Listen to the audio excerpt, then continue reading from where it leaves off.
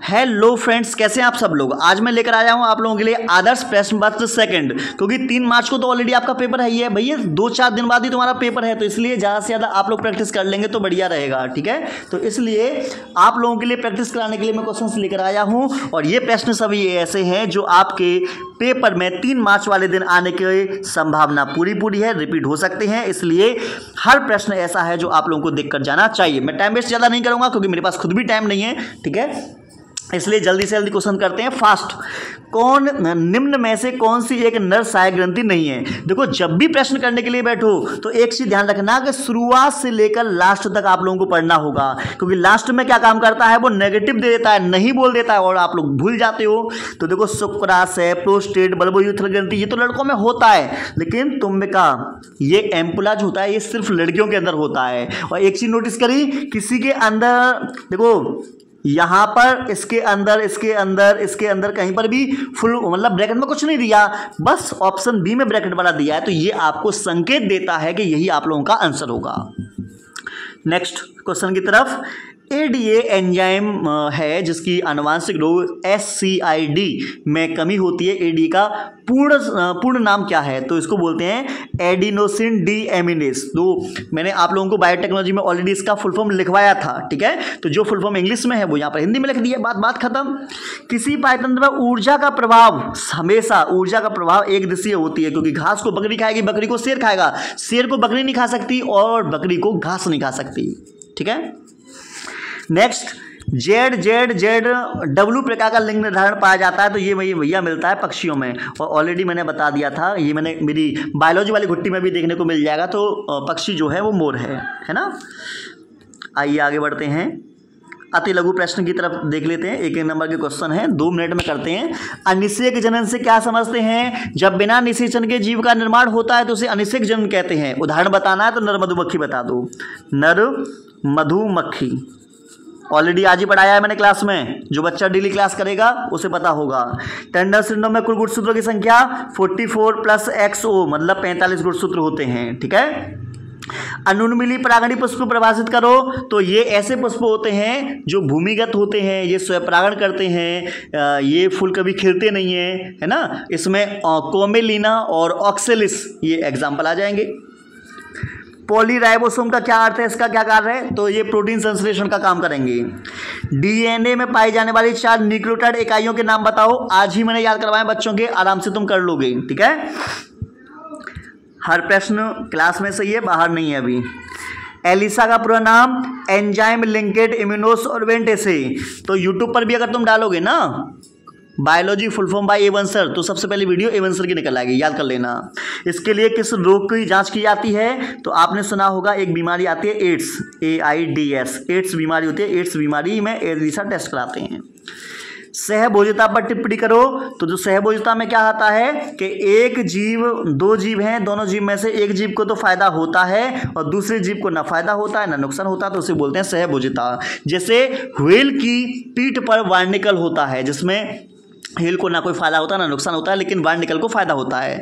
एक और मैंने बताया था कि आर्किड का पौधा आम के पेड़ की शाखा पर उग रहा है, जिसमें आम के पेड़ को ना फायदा होता है ना नुकसान होता है, लेकिन आर्किड के पौधे को रहने के लिए जगह मिल जाती है। ठीक है, एकल कोश का प्रोटीन, इसी को हम सिंगल सेल प्रोटीन कहते हैं। ये ऐसे सूक्ष्म जीवों से मिलती है जिनके अंदर प्रोटीन की मात्रा ज़्यादा होती है, जैसे क्लोरेला है, यीस्ट वगैरह है, स्पाइरुलिना वगैरह है। ठीक है, वाटसन और क्रिक का जो डीएनए मॉडल, तो इस तरीके से आपको क्या काम करना है, डीएनए का चित्र बना देना है। 20 एंगस्ट्रॉम ऊपर आ जाएगा। ठीक है ना, और ये 34 एंगस्ट्रॉम होती है इसकी कुंडली की लंबाई, और यहाँ पर अंदर की साइड में A डबल बॉन्ड T और C ट्रिपल बॉन्ड G, ऐसे 10 बना देना। ठीक है ना, अंदर की साइड में यहाँ पर ऐसे बिंदी कर देना, या शर्करा या फॉस्फेट लिख देना। प्रतिरक्षी अणु की नामांकित चित्र बनाइए, तो प्रतिरक्षी अणु जो होता है ये अंग्रेजी के Y अक्षर जैसा होता है, तो इसको भी आप ऐसे करके बना के चले आना। पेपर में पूछा जाता है भाई, बना के लाना, स्केल से बनाना। मैं तो आपको आइडिया दिखा रहा हूँ कि हाँ ये कैसा होता है। ठीक है, आप स्केल से बढ़िया सा बनाना, क्योंकि मैं मोबाइल से बना रहा हूँ तो इसलिए थोड़ा सा है। इसमें फिर अंदर की साइड में सब डाइसल्फाइड बंद वाला लिख देना, तो आपका हो जाएगा। चलो, ये हमारे हो गए आप लोगों के लिए मेहनत से वीडियो बना रहा हूँ, इसलिए कोई भी बच्चा ऐसा मत करना कि वीडियो देखे ना। भूखा प्यासा वीडियो बना रहा हूँ, व्रत रहा हूँ, आज मैं फ्री बना रहा हूँ। अपरा को परिभाषित कीजिए। तो आपको बता दें, जो बच्चा जो होता है माँ के गर्भाशय में, जिस ऊतक द्वारा गर्भाशय से जुड़ा होता है, उसी को अपरा बोलते हैं। अपरा के माध्यम से ही माँ से बच्चे को भ्रूण में पोषक तत्व मिलते हैं, ऑक्सीजन मिलती है ना, एंटीबॉडीज़ मिलती हैं, और उसके साथ साथ में क्या काम होता है, अपशिष्ट पदार्थ बच्चे से बाहर आते हैं। वायु परागित पुष्पों की विशेषताएं क्लास में पढ़ा चुका हूँ। बी लिम्फोसाइट, टी लिम्फोसाइट में अंतर। बी लिम्फोसाइट जो होगी बोन मैरो से बनेगी, टी लिम्फोसाइट जो होगी थाइमस से बनेगी।